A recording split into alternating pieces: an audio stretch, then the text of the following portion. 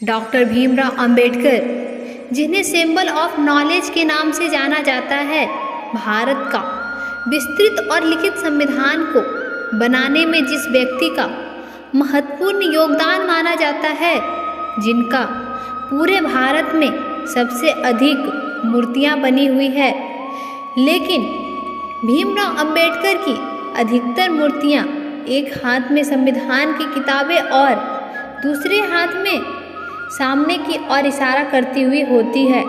तो क्या आप जानते हैं वह किस तरफ इशारा करती है और क्या इशारा कर रही है? आइए जानते हैं बाबा साहब के उंगली का इशारा करते हुए का महत्व। आखिर बाबा साहब क्या इशारा कर रहे हैं, तो जानते हैं इसे एक कहानी के माध्यम से। एक बार एक लड़का अपने पिता के साथ डॉक्टर भीमराव अंबेडकर जयंती की भव्य रैली में गया था। वापस घर आने पर अपने पिता से प्रश्न पूछा, पिताजी, बाबा साहब हमेशा सूट बूट में ही क्यों रहते थे?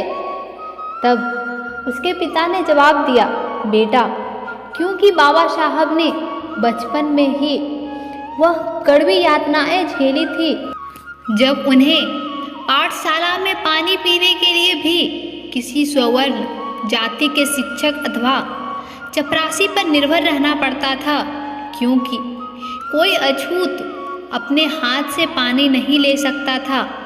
जब वो पढ़ लिख कर भारत वापस आए तब भी स्थिति वैसी ही थी। तब जाकर उन्होंने भारत में समाज सुधार का कार्य किया। उन्हें लगता था कि मेरा समाज भी अच्छे कपड़े पहनेंगे। यदि मैं सूट बूट में रहूँगा तो मेरा समाज मुझसे प्रेरणा लेकर और मुझे आदर्श मानकर खुद भी सूट बूट पहनेगा।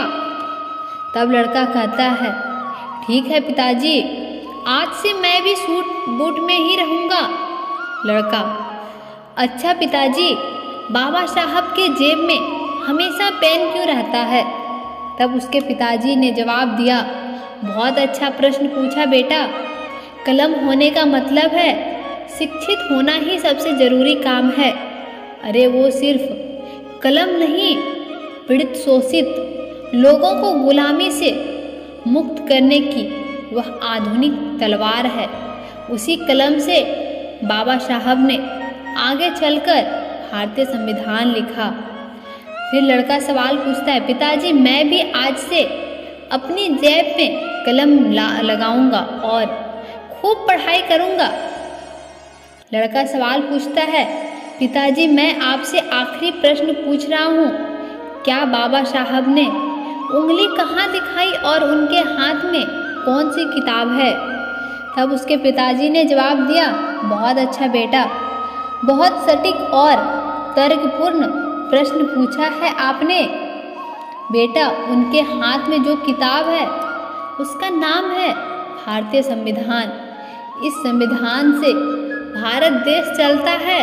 इसी संविधान से सभी को समता, स्वतंत्रता, न्याय और बंधुत्व का बल मिलता है। बाबा साहब की उंगलियां यह इशारा करती है कि शिक्षित रहो, आंदोलित करो और संगठित रहो। डॉक्टर बाबा साहब ने जो उंगली दिखाई है उसका मतलब है तुम ही इस देश के शासक हो। जाओ, पहले इस संविधान में दिए अपने कर्तव्यों और अधिकारों को जानो और फिर अपने में से योग्य व्यक्ति को संसद भेजो जो आपके हक और अधिकारों को उठा सके।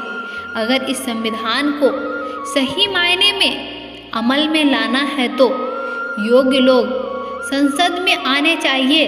वह उंगली यह संबोधित करते हैं कि अपने भले के लिए स्कूल, कॉलेज और संसद में जाओ।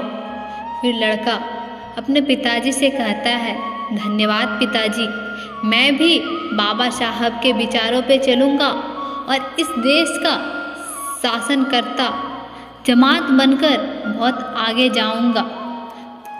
वैसे तो बाबा साहब कहते हैं, मेरी जय जयकार करने की अपेक्षा मेरे बताए हुए मार्ग का अनुसरण करें। तो दोस्तों, आपको ये वीडियो कैसी लगी कमेंट बॉक्स में ज़रूर लिखें। अगर इसी प्रकार प्रत्येक पिता अपने बच्चे को बाबा साहब के बारे में समझाएं तो वह दिन दूर नहीं जब संसद क्या संपूर्ण विश्व में बाबा साहब के बच्चे अपना नाम रोशन करेंगे और हमारे देश की उन्नति और विकास में मदद करेंगे। धन्यवाद दोस्तों।